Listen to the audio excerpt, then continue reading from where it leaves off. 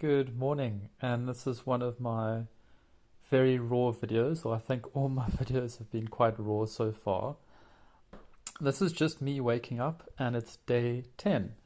And today we're going to get really controversial, and I'm going to pick a whole bunch of controversial topics that aren't usually talked about, and we're going to start addressing them, and we're going to see how that goes. I'm here at Llandudno Beach after a 5-kilometer run. It's absolutely beautiful. It's a perfect scene. And I promised that I would speak about some controversial topics. The topic that I've picked is what I call the compromisation system. Now, the thing is, when your body or your skin or your health is compromised, what you typically do is go to see a doctor or someone in the medical profession who gives you something to dumb down your symptoms or something to temporarily make it better. For instance, most people who go for chemotherapy have to do repeat visits, and most people who get steroid creams might work for a while, but then it ends up getting worse. And you see this right through just about every economics and advertising comes from Sigmund Freud. He basically studied the subconscious motives behind people. Practically all of us born in this age, or even as far back as 50 years, have been manipulated subconsciously. We're not even aware of it.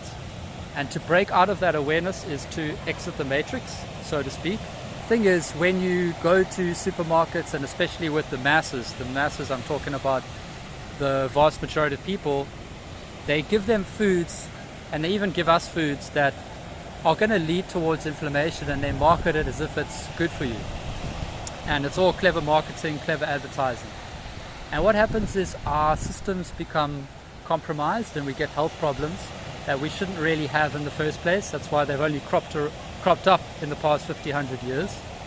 And these chronic inflammatory diseases and conditions is what keeps people going back to the doctors and giving money into that system. And when they give money into that system grows stronger, and people come to depend on it. In other words, if you get topical steroids on your skin, it makes it worse, right?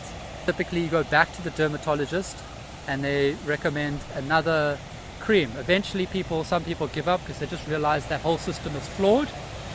But it's one of the clearest examples of the compromisation system. And a lot of these other treatments that are available do the same thing. They keep you going back so that you keep funding that system.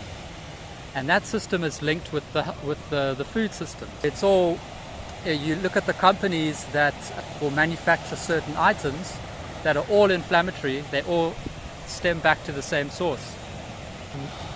9 times out of 10, the reasons why people are going to doctors shouldn't exist. To break out of this compromisation system, what you would have to do is stop relying on the people who ultimately aren't going to make you better, and to re-educate yourself as to what's going to keep you healthy in the long run. I had to move because a guy came through with his kid. But just to make something very clear, the things that cause inflammation, those things are inflammatory in nature, but they're also addictive in nature. In other words, things like alcohol, things like MSG, things like sugar, we know these things are addictive. We also know these things are inflammatory, but there's no coincidence that they're addictive. There's a sinister reason behind the scenes by certain people and groups that ensure that these addictive substances and inflammatory substances continue and are marketed very well, advertised very well, so that people continue to buy them, and that is the compromisation system. The aim behind it is to make people's health compromised so that you depend on a faulty system that can't really make you better in the long run and isn't interested with the word health. That word has been so abused because health means your cells must be healthy, your body must be healthy, everything that you do must be whole. The stem, the root of the word health is whole. The system that I'm talking about is a broken system. It's financially motivated. On the same token, the things that are non-inflammatory, that reverse inflammation are non-addictive. So things like fruits, vegetables, meats, these things don't leave something within you that makes you want more of it. Now, some people might argue and say, oh, meat is addictive, but only when you get it from fast food, and only when you get it in cheaper meats, because they put additives, the specific additives that will leave a mark within you, that will make you want more of it, and those specific additives will cause health problems. Do you see what's going on here?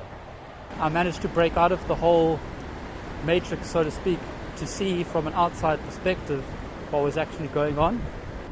I can show you guys, if I walk into a supermarket, what's really going on, and perhaps I'll do that in a future episode. I make sure that I only focus on the positive and what's going to heal you. I might sound like I'm absolutely crazy, but why I can show you that I'm not crazy is because I can verify it, because I healed myself, because I can heal other people are getting results, and there are much deeper reasons. And I started with that deeper place, and then I verified everything scientifically. I didn't start on the superficial scientific level. I started deep. For instance, I wrote this paper on eternal life and how you can have it, and it just came to me. And then basically, once I wrote that paper, I realized that there were specific things that people could do that would heal them in the long run and keep them living for much, much longer than is typical life expectancy. And this also ties in with some ancient biblical teachings, because originally the design of man was to be for 1,000 years. So we weren't originally designed to be limited to 120 years, but that's our current limit. And I've got some information that potentially reverses that curse, so to speak, as well. I told you I'd get controversial today, and these are some of the things that I've included in my books, so you can steer away and understand, what is from that system and how to completely avoid it, so that you're an individual who's empowered to make conscious choices that truly come from within yourself, so that you can meet yourself and really know who you truly are. I'm not talking about the physical vehicle that your spirit lives in, but who you truly are. And there's a lot more to it, but I thought I'd give you guys just a teaser, just a taster for today, and just to put myself out there.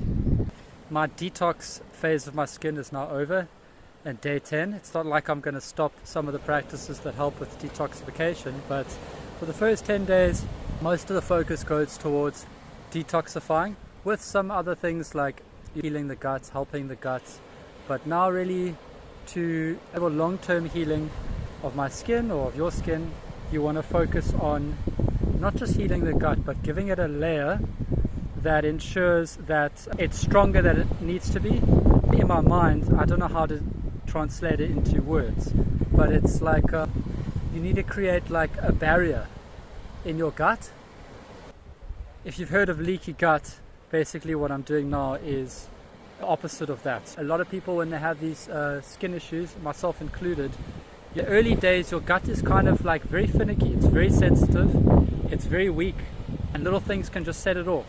So you want to stay consistent with the things that aren't going to do that, but at the same time you also want to build it up so that in case you do have something that's a little bit acidic or a little bit inflammatory, it's not going to cause like an immediate reaction or a big problem.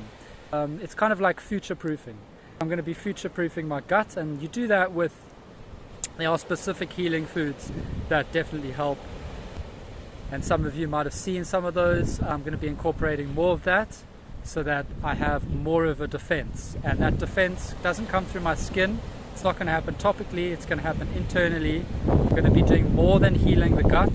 I'm going to actually be creating like a barrier, a safe barrier, and very strong intestinal wall, so that I'm future-proofing myself in case I go out and I happen to eat something, in the rare incidents I by mistake eat something and it goes down there, but because I have a strong wall, it's not going to cause damage. Basically, you could think of like your gut, when you have leaky gut or when you have gut issues, you don't have walls, so your food just goes straight down, and whatever damage it's going to cause, it's going to cause. But if you have like a castle or fortress, you want to protect that castle or fortress, which is your health, with very strong walls, with very thick, strong walls. And you do that by healing your gut consistently and incorporating healing foods that specifically do that.